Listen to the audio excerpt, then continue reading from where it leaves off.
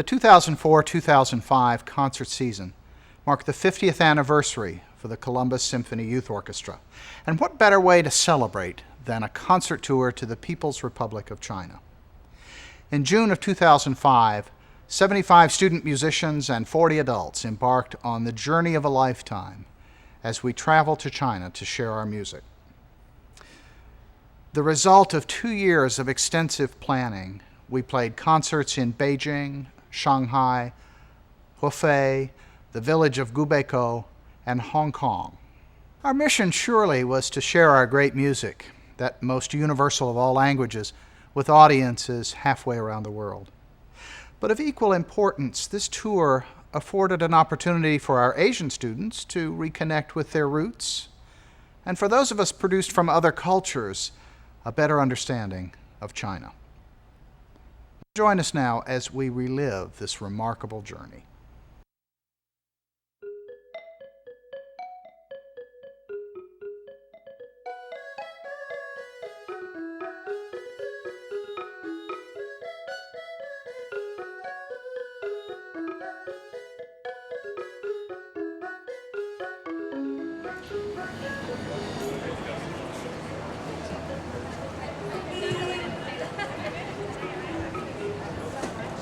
I was touched by actually being able to be in Tiananmen Square and visualize in my mind the events of 1989 and just to realize that this is the heart of China.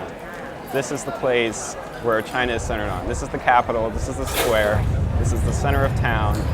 Government office buildings are all around us and Forbidden City is right across the street. So this is the place where it all started and all came together. I was also really happy to see Tiananmen Square, not only because it was so famous for the student demonstrations that happened, but because our tour guide Julie mentioned how there's a positive side to Tiananmen Square that's overlooked. It was nice to be able to see the place that politics takes place. I can just imagine how the students who were here rioting and how, just being massacred, and I can't compare that to something that would happen in America because things don't happen like that in America.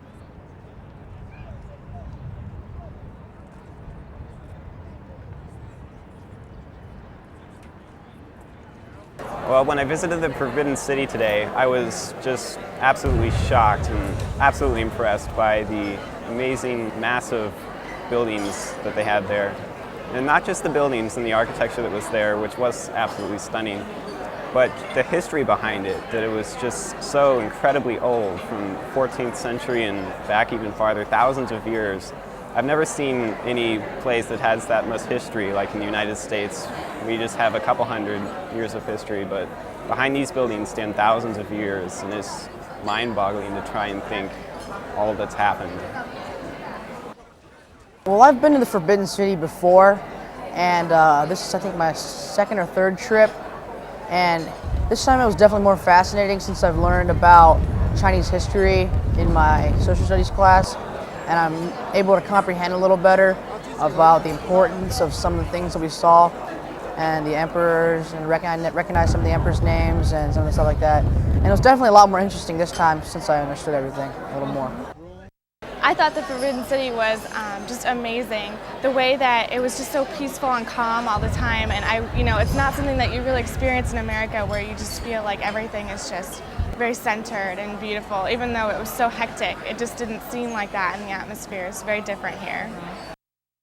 The Summer Palace, I was captivated by the beautiful scenery that was there. They had the mountains in the background and the sunlight that sparkled off the lake.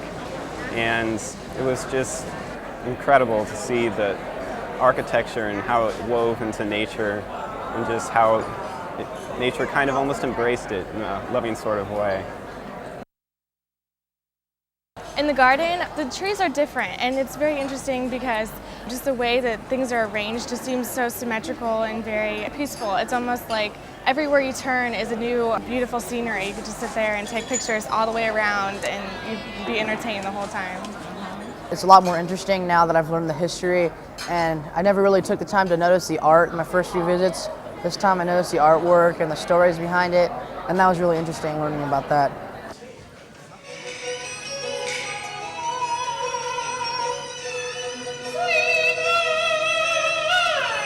China has a unique musical heritage that we found fascinating. Our visit to the Peking Opera was especially entertaining, as we were wrapped into a concept and art totally foreign to anything in our experience. The sound, the visual aspects, the technical demands on the performers all were quite impressive. And the cymbal player, what a workout.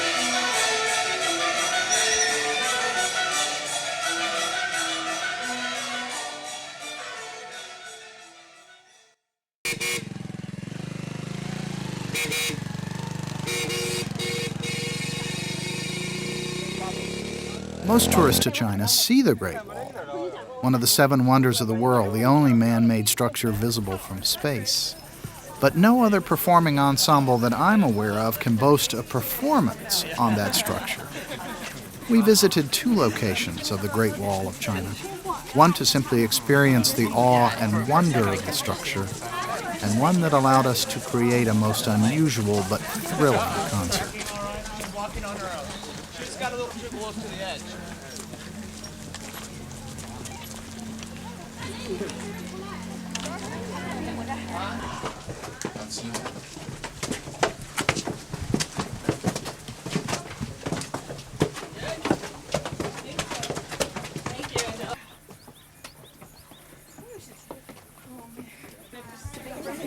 Amazing.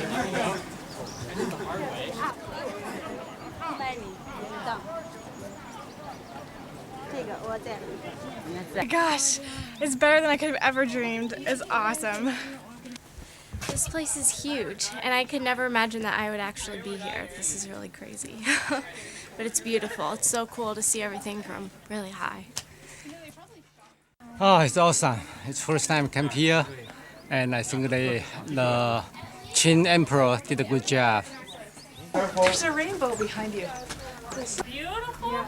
The humidity of it is gonna be. Yeah. Feel the burn. Oh, I'm gonna like fall head first. I paused and took some pictures. Okay.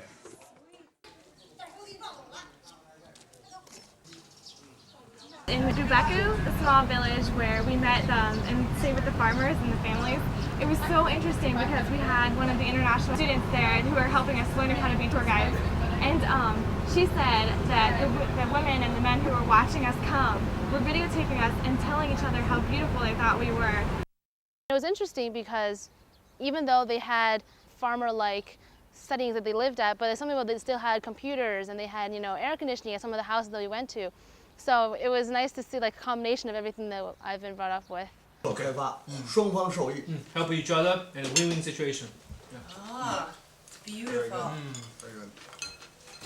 I think the people are phenomenal here. Everybody has opened up their hearts to us, especially when we went to the farmer's house and they just brought platter after platter of food, and I was just amazed that these people could just open up their houses like that to strangers. It was just amazing. Oh my God.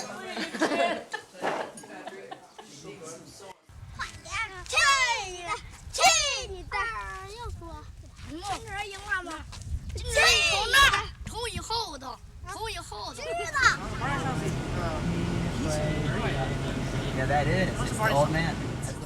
We claim the Great Wall! Pretty sweet. Very cool. This is great. Oh my gosh. This is unbelievable. Yes, there's no word. There is. 交响乐会现场现在开始。 The Columbus Symphony Youth Orchestra performance on the China Great Wall of China will now begin.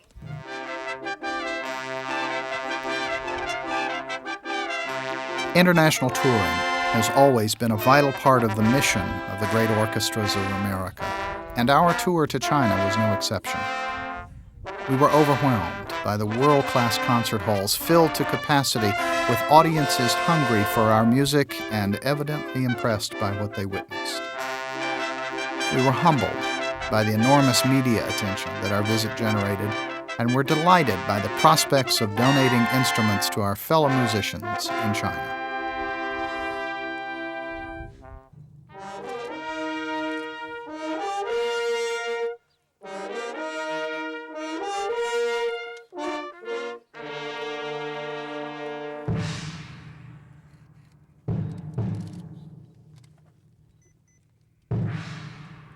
Playing on the Great Wall was probably the most incredible experience of my life. It was just amazing to be on such a great, significant monument, significant to the world. It's one of the great wonders of the world, and it was just amazing to be sitting up there, you know, hearing the sound resonating from atop the Great Wall, atop the mountains in China.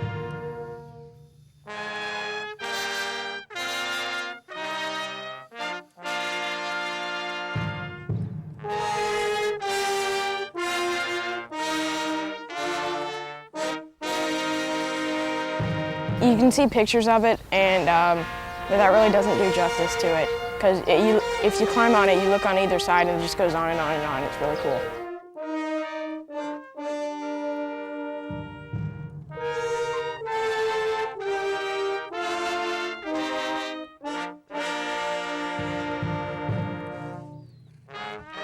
For me, what has made the biggest impression was definitely going to the Great Wall and being able to hear the symphony play there, well, members of the symphony, since it was basically a first-time event for everyone. Touring presents many interesting challenges. The logistics of moving a symphony orchestra from place to place are formidable. When you factor in a remote location involving a 20-minute hike up the mountain, the obstacles are enormous. We played the Great Wall! When I got up on top of the wall and saw the sign that said the Columbus Symphony Youth Orchestra on the Great Wall of China, then it sort of came home. And to see the kids there was extraordinary, for them to have the opportunity to play. When we first looked at this tour, coming into what many people call the century of Asia, what better opportunity for relations between America and China than for us to play a concert on this extraordinary symbol of China.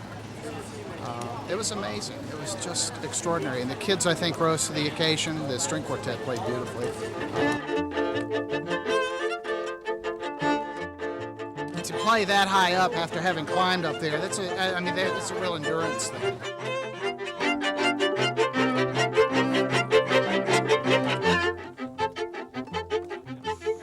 Shaking because I was like playing and I like look over to my right and there's a cliff and then I look over to my left and there's the Great Wall. It is absolutely incredible. Yeah. And the cameras are just surrounding you and you're yeah, we felt like celebrities. Yeah. It was pretty intense. Lots of photography going on. I felt like I was going to fall off. Yeah. And word on the street has it my mom was more worried than I was, so, you know. You don't realize how you're like, oh well, I'm playing on the Great Wall. You have no clue what it's gonna be like till you're actually like up there and playing, and you're like, whoa. We were walking up and we just had to stop and like look out and like realize that we were in China and we were on the Great Wall, and it was a really amazing experience. It's a lot different than it was, you know, playing in America. It's just everything's so different, playing for all the Chinese people. They seem to appreciate it a lot more. Appreciate it quite a bit more. And it's just, words can't even describe.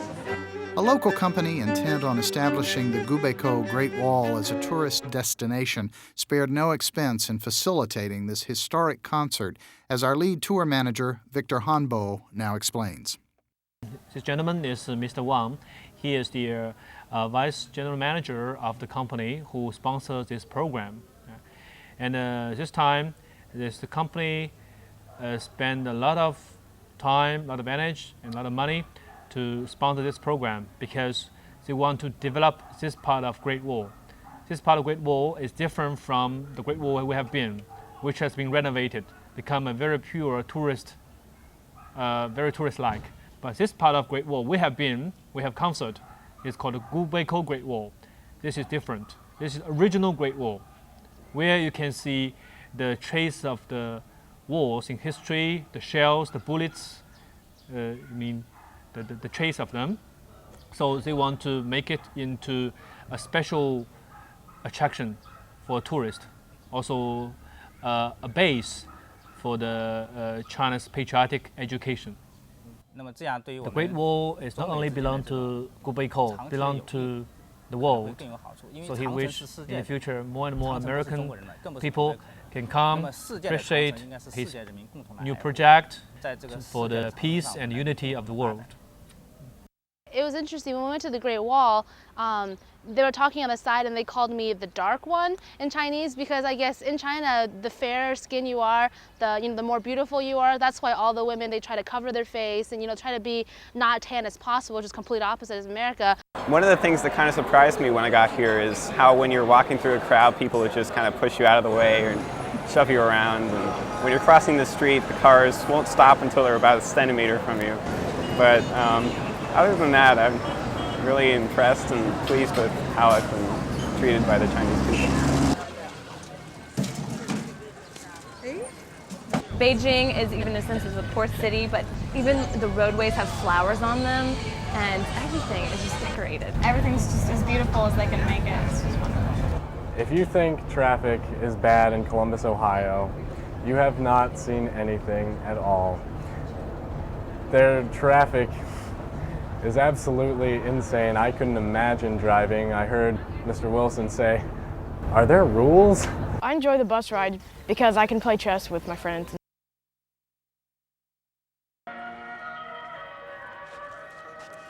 The culture of China has made the biggest impression on me because I've never been in a heavily impoverished area before, and it has kind of opened my eyes to what the world's like. Where else could you wear a Chinese dress but in Shanghai?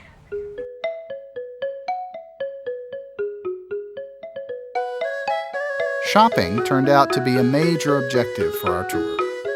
After performing great concerts and enjoying the delicious local cuisine, we were shown the painstaking age-old techniques of silk garment and carpet manufacture, the art of creating breathtaking pieces of jewelry, and of course, were provided with ample opportunity to acquire these treasures.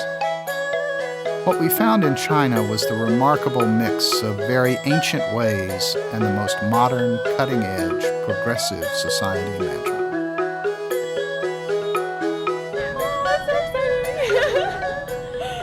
On a cruise. While in Shanghai, Xinjiang Tours treated us to a splendid dinner cruise in the vast harbor, affording Corda Voce, our resident string quartet, another chance to shine. China is full of loving people, and I hope I can be like that. I like, everyone accepts us even though we have blonde hair. And we don't. We're totally different from everyone, and everyone's always staring, but it's like a loving stare, like, oh, who are you? And let's meet you. It's not like, oh, it's a blonde. Playing on this riverboat cruise here, it was quite the interesting experience, probably the most interesting of gigs that I've played in my life, and I've played quite a few. It was fun to send off Patrick, our cellist, as he just graduated this year, so it's too bad, but in the same, it was a good way to end our career as the Corda Voce Quartet. One of the most compelling aspects of this project was the opportunity to meet and make music with peer orchestras in Beijing, Shanghai, and Hong Kong. While English is a requisite subject for Chinese students, many of our musicians were quite impressive with their command of Mandarin. But music was the common bond, and many friendships were created that will last well into the future. Following a quick rehearsal, we joined forces on stage before appreciative audiences and performed works by Chinese and American composers, led by myself and my Chinese counterparts, one of whom happened to be a former student of mine. Small world, indeed.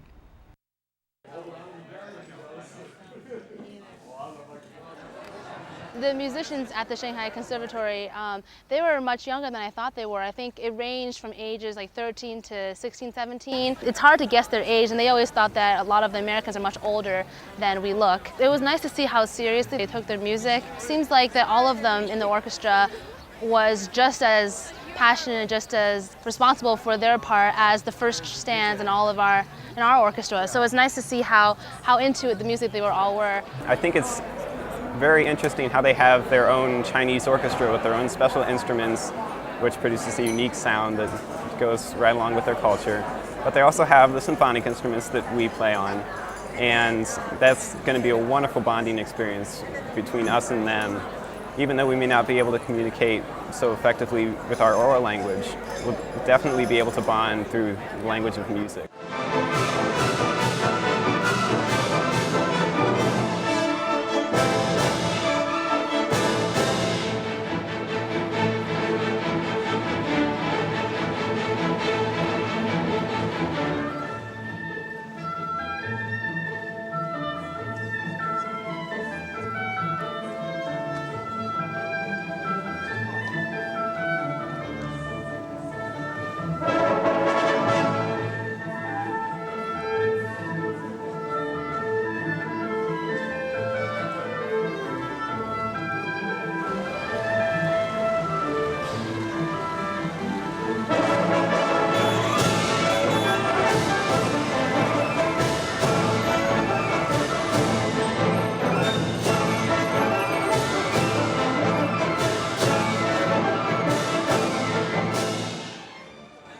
The U Garden was very neat. I was talking to Jordan about it, and he said that if he ever got rich, he would like to put that in his backyard, and I definitely agree with him.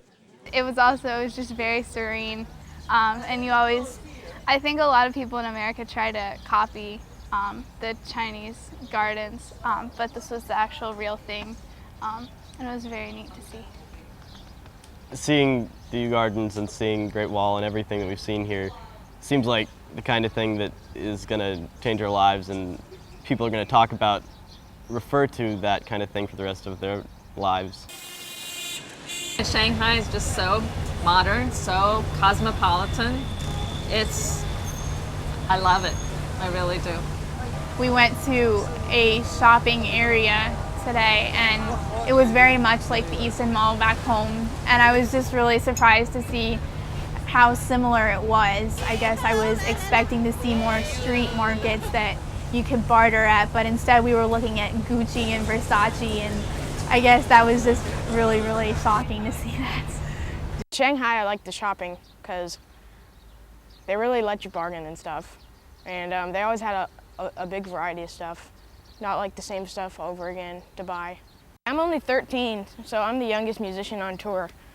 And it's kind of cool because everybody kind of thinks you're really good because you're only 13 and you're in the youth orchestra and you're going to China.